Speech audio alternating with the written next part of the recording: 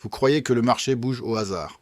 Mais parfois, ce que vous voyez sur le graphique, ce n'est pas le marché. C'est un piège construit pour provoquer votre peur, votre impatience et surtout votre clic au pire moment.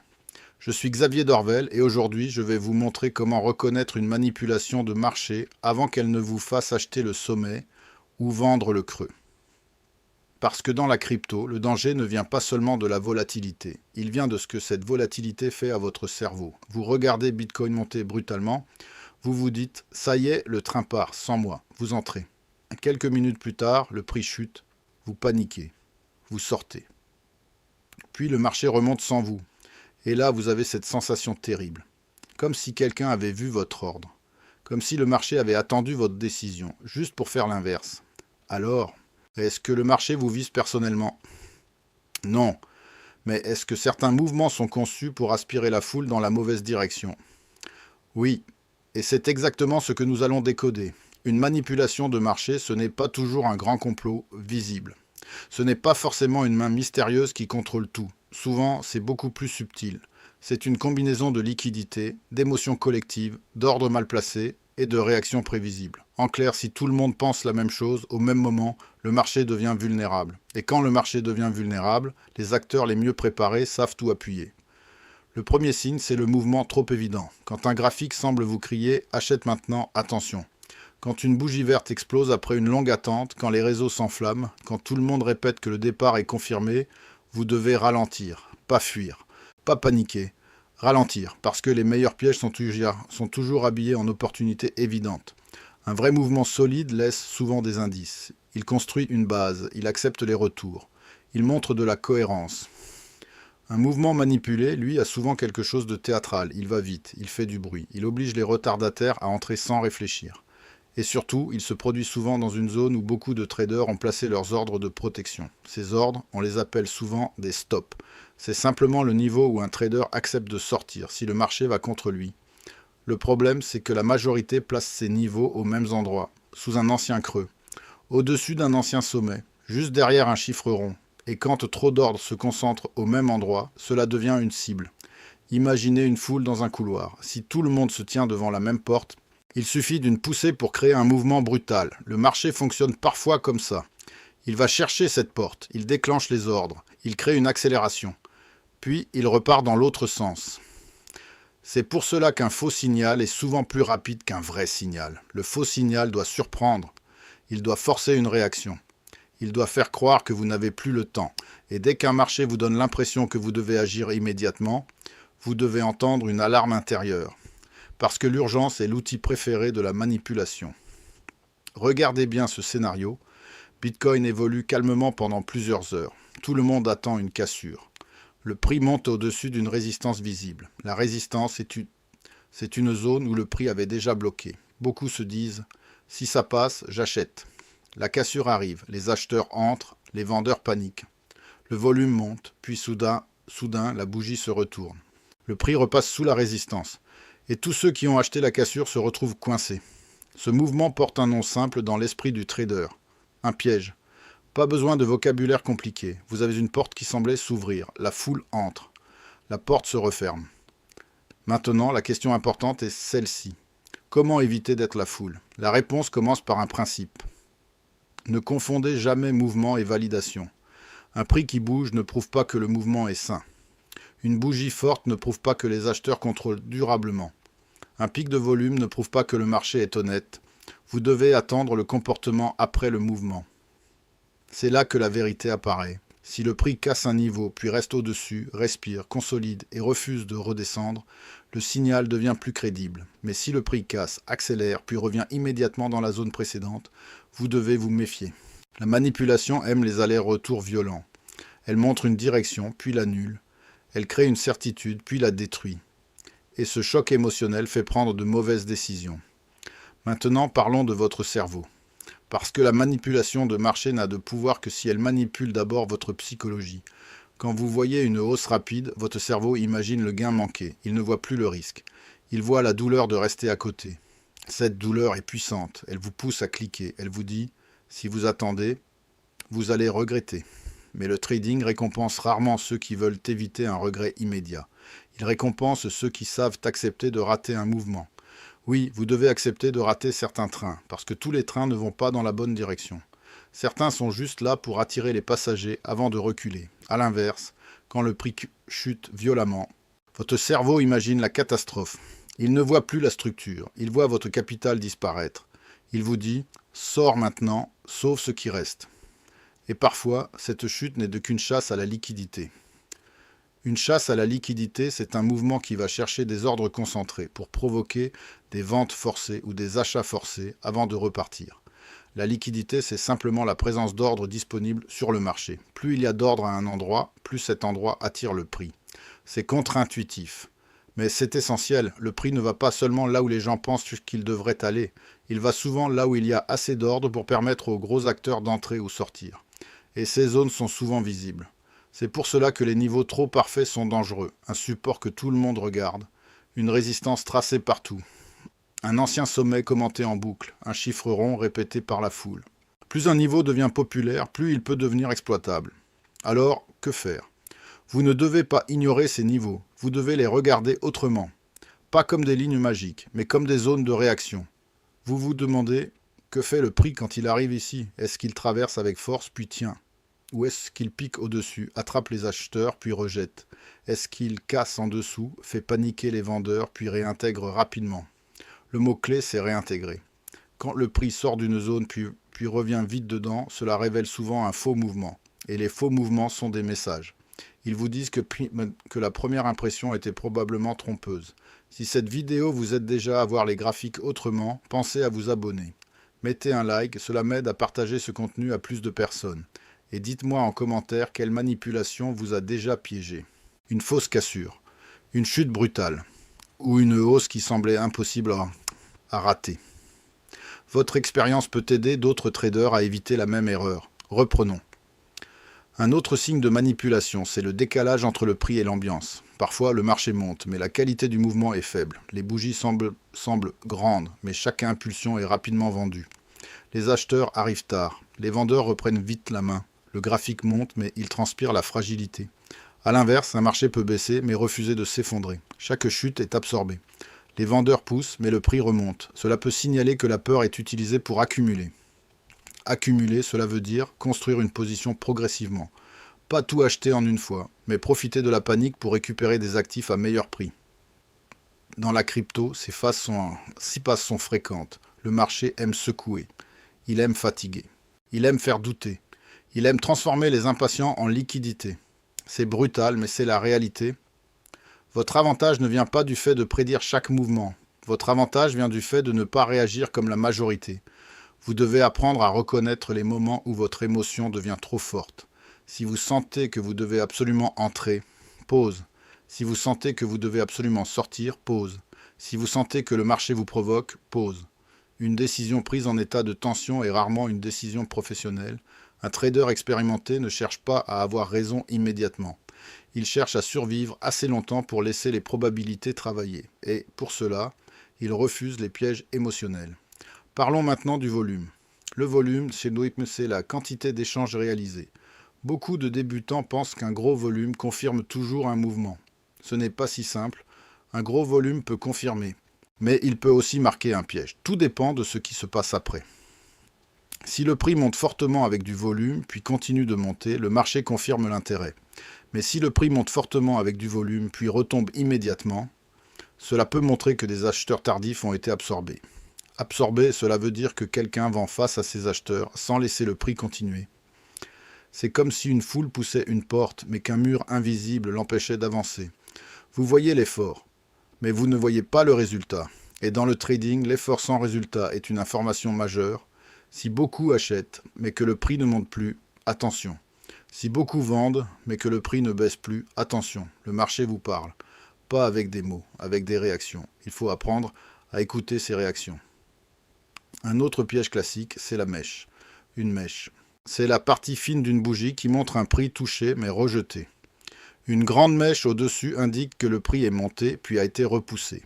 Une grande mèche en dessous indique que le prix a chuté puis a été racheté.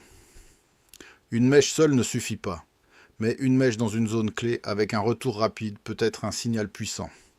Imaginez une hausse qui dépasse un ancien sommet. Tout le monde voit la cassure, puis la bougie clôture en dessous. Ce détail est énorme. La clôture, c'est le niveau final de la bougie. Elle montre où le marché a accepté de terminer la période. Si le prix visite une zone mais ne parvient pas à y clôturer, cela peut signifier que le mouvement était fragile. C'est pour cela que regarder seulement le prix en direct peut vous piéger. Vous voyez une cassure pendant quelques secondes. Vous vous précipitez. Mais à la clôture, la cassure n'existe plus. Elle n'était qu'une illusion temporaire. Le marché a levé le rideau, puis l'a refermé. Et vous êtes entré pendant la scène. La patience est donc une arme. Attendre une clôture peut vous éviter beaucoup d'erreurs. Attendre un retour sur la zone peut vous donner une meilleure lecture. Attendre que le marché prouve sa direction peut protéger votre capital. Bien sûr, vous ne serez jamais protégé à 100%. Le risque existe toujours. Mais votre objectif n'est pas d'éliminer le risque. Votre objectif est d'éviter les risques stupides. Les risques pris dans l'euphorie. Les risques pris dans la peur. Les risques pris parce qu'une bougie vous a hypnotisé. Maintenant, il faut parler des annonces. Dans la crypto, une nouvelle peut déclencher un mouvement violent. Un chiffre économique, une décision réglementaire, une rumeur, une déclaration, une panne, un partenariat.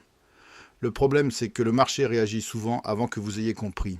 Et lorsque l'information arrive jusqu'à vous, elle a peut-être déjà été intégrée dans le prix. C'est là que beaucoup se font piéger. Ils voient une nouvelle positive, ils achètent, mais le prix baisse. Ils voient une nouvelle négative, ils vendent, mais le prix remonte. Pourquoi ? Parce que le marché n'échange pas seulement la nouvelle, il échange les attentes autour de la nouvelle. Si tout le monde attend une bonne nouvelle moyenne peut provoquer une baisse. Si tout le monde attend une catastrophe, une mauvaise nouvelle moins terrible que prévu peut provoquer une hausse. Ce n'est pas logique au premier regard. Mais c'est très fréquent. Le prix bouge sur la surprise, pas seulement sur le contenu. Voilà pourquoi il faut se méfier des mouvements immédiats après annonce. La volatilité explose. Les spreads peuvent s'élargir. Le spread, c'est l'écart entre le prix d'achat et le prix de vente. Quand cet écart devient grand, vous pouvez entrer ou sortir à un prix moins favorable. Dans ces moments, le marché devient glissant. Vous pensez cliquer à un prix. Vous êtes exécuté ailleurs. Et si vous utilisez trop d'effets de levier, le danger augmente encore. L'effet de levier, c'est emprunter de l'exposition pour amplifier un trade. Cela peut amplifier le gain, mais cela amplifie aussi la perte. Et surtout, cela réduit votre marge d'erreur. Dans un marché manipulé, un mouvement rapide peut vous sortir avant que votre idée ait le temps de se développer. Le levier transforme une simple mèche en catastrophe. C'est pour cela que la première protection contre la manipulation, c'est une taille de position raisonnable. Si votre position est trop grande, vous devenez émotionnel. Si vous devenez émotionnel, vous devenez prévisible. Si vous devenez prévisible, le marché vous avale. Un bon trader ne cherche pas à impressionner. Il cherche à rester vivant. Il sait que le capital est son oxygène. Sans capital, plus aucune opportunité ne compte. Un autre signe à surveiller, c'est l'excès de certitude collective. Quand tout le monde est d'accord, je deviens méfiant. Quand les commentaires répètent tout la même chose, je ralentis. Quand une direction devient évidente pour la foule, je regarde où sont les pièges. La foule n'a pas toujours tort, mais la foule a souvent un mauvais timing. Elle arrive quand le mouvement est déjà avancé, elle achète quand la hausse est devenue émotionnelle. Elle vend quand la baisse a déjà fait peur. La manipulation utilise ce retard. Elle transforme l'évidence en carburant. Plus la foule entre tard, plus il y a de contreparties pour ceux qui sortent. Une contrepartie, c'est simplement quelqu'un de l'autre côté de votre transaction. Quand vous achetez, quelqu'un vend. Quand vous vendez, quelqu'un achète. Le marché n'est pas un tableau abstrait, c'est un échange permanent entre décisions opposées. Et la question fondamentale est simple. Qui a intérêt à ce que vous agissiez maintenant ? Si vous achetez après une hausse verticale, qui vous vend ? Si vous vendez après une chute brutale, qui vous achète ? Cette question change tout. Elle vous force à penser en profondeur, pas comme un spectateur, comme un opérateur. Vous ne regardez plus seulement la couleur des bougies. Vous regardez l'intention possible derrière le mouvement. Attention, il ne faut pas tomber dans la paranoïa. Tout n'est pas manipulation. Tous les mouvements violents ne sont pas des pièges. La crypto est naturellement volatile. Des mouvements rapides peuvent être légitimes. Un actif peut monter fortement parce qu'une demande réelle arrive. Il peut baisser fortement parce qu'un risque réel apparaît. Le but n'est pas de voir des complots partout. Le but est de reconnaître les configurations où la probabilité de piège augmente. Et pour cela, vous devez combiner plusieurs indices. Un niveau trop visible. une cassure rapide, une réintégration immédiate, un volume élevé sans continuation, une émotion collective extrême, une annonce utilisée comme déclencheur, un levier excessif sur le marché. Quand plusieurs de ces éléments apparaissent ensemble, vous devez être prudent. Pas forcément vendeur, pas forcément acheteur, prudent. La prudence, ce n'est pas la peur, c'est une forme de lucidité. C'est la capacité de dire « Ah ben, je n'ai pas besoin de ce trade, je peux attendre un signal plus propre, je peux protéger mon capital, je peux laisser les autres se battre dans le bruit ». Cette phrase est puissante, je n'ai pas besoin de ce trade. Répétez-la quand vous sentez la pression. Parce que le marché sera encore là demain, mais votre capital, si vous le donnez à chaque impulsion, ne le sera peut-être plus. Maintenant, comment construire une méthode simple ? Premièrement, identifiez les zones importantes avant que le prix les touche. Ne tracez pas vos niveaux dans la panique. Préparez-les à froid. Regardez les anciens sommets, les anciens creux. Les zones où le prix a réagi plusieurs fois, les endroits où la foule pourrait placer ses ordres. Deuxièmement, attendez la réaction. Ne supposez pas. Observez. Le prix arrive sur la zone. Est-ce qu'il ralentit? Est-ce qu'il accélère trop vite? Est-ce qu'il rejette? Est-ce qu'il clôture au-delà? Est-ce qu'il revient dans la zone? Troisièmement, comparez le mouvement à son contexte. Une cassure après une construction propre n'a pas la même valeur qu'une cassure après une hausse épuisée. Une chute après une distribution lente n'a pas la même valeur qu'une chute soudaine dans une panique déjà extrême. Le contexte donne le sens. Sans contexte, une bougie est juste une forme. Avec contexte, elle devient une information. Quatrièmement, définissez votre risque avant d'entrer. Si vous ne savez pas où vous avez tort, vous ne devriez pas entrer. Un trade professionnel commence par la sortie possible. Pas par le rêve du gain, votre stop ne doit pas être placé au hasard. Il doit être placé là où votre idée n'est plus valide. Et si cet endroit est trop loin, la solution n'est pas de tricher. La solution est de réduire la taille ou de ne pas prendre le trade. Cinquièmement, évitez de courir derrière le prix. Si le mouvement est déjà parti, laissez-le respirer. S'il ne revient jamais, tant pis. Vous avez raté un trade. Pas votre vie. Et cette distance émotionnelle est rare. Mais elle fait toute la différence. Les manipulateurs adorent les traders qui courent. Ils détestent les traders patients. Parce qu'un trader patient ne donne pas facilement sa liquidité. Il oblige le marché à venir à lui. Il n'achète pas juste parce que ça monte. Il ne vend pas juste parce que ça baisse. Il attend une situation où le risque est clair. Et quand le risque est clair, la décision devient plus calme.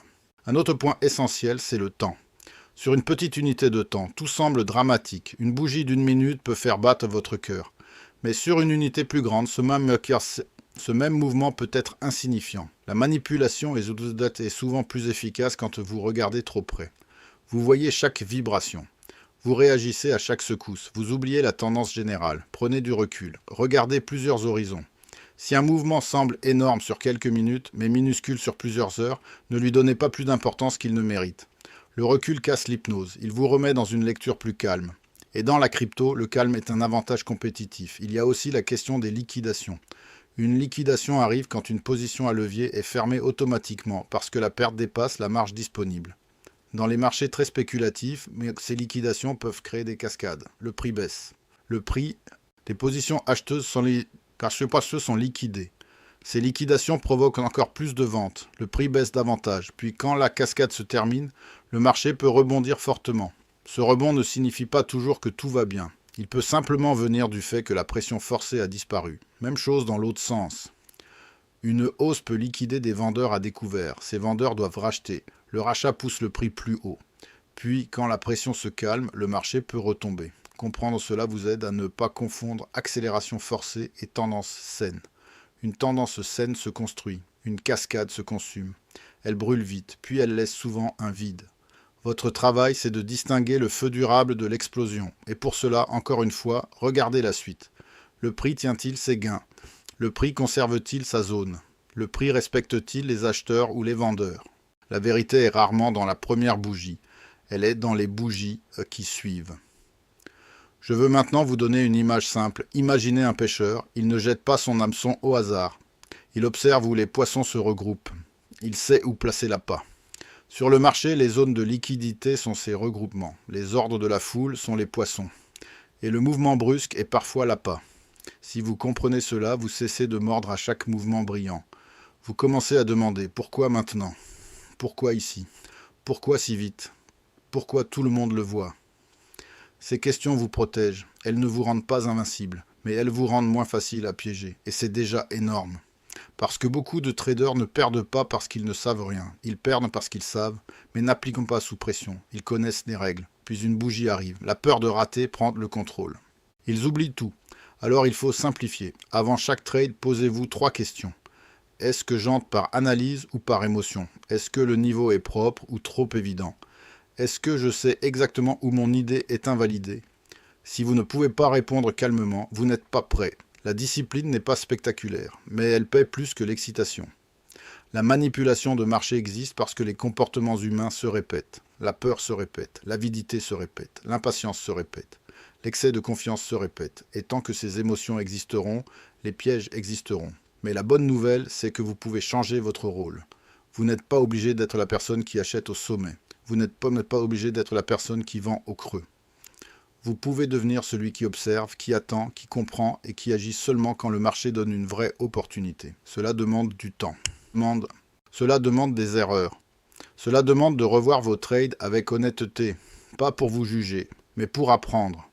Après chaque perte, demandez-vous, ai-je été piégé par le marché ou par mon émotion? La réponse peut faire mal, mais elle vous fera progresser. Si vous avez acheté parce que tout le monde parlait de hausse, notez-le. Si vous avez vendu parce qu'une mèche vous a fait peur, notez-le.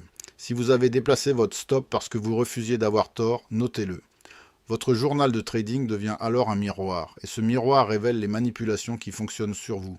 Parce que nous n'avons pas tous les mêmes faiblesses. Certains paniquent vite, certains s'attachent trop à une idée, certains entrent trop tard, certains utilisent trop de leviers, certains prennent trop de trades.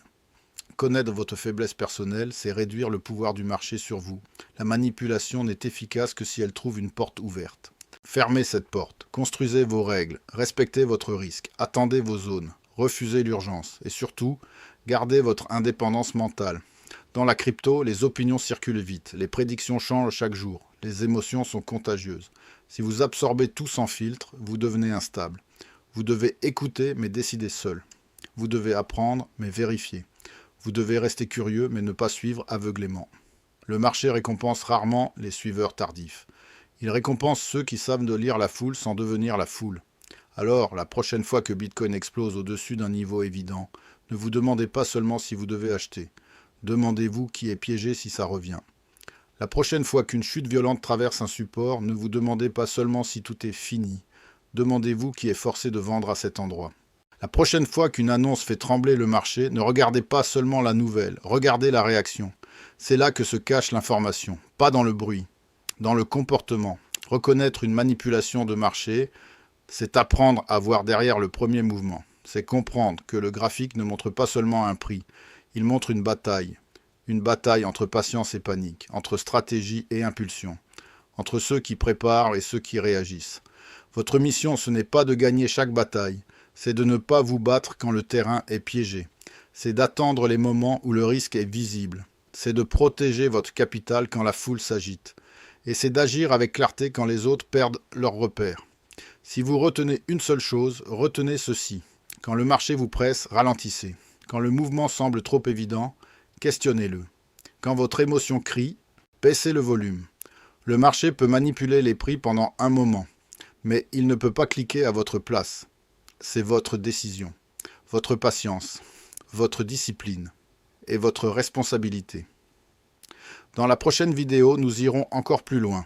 Nous verrons comment repérer les zones où la liquidité s'accumule avant que le mouvement violent arrive. Et là, vous ne regarderez plus jamais un graphique de la même façon.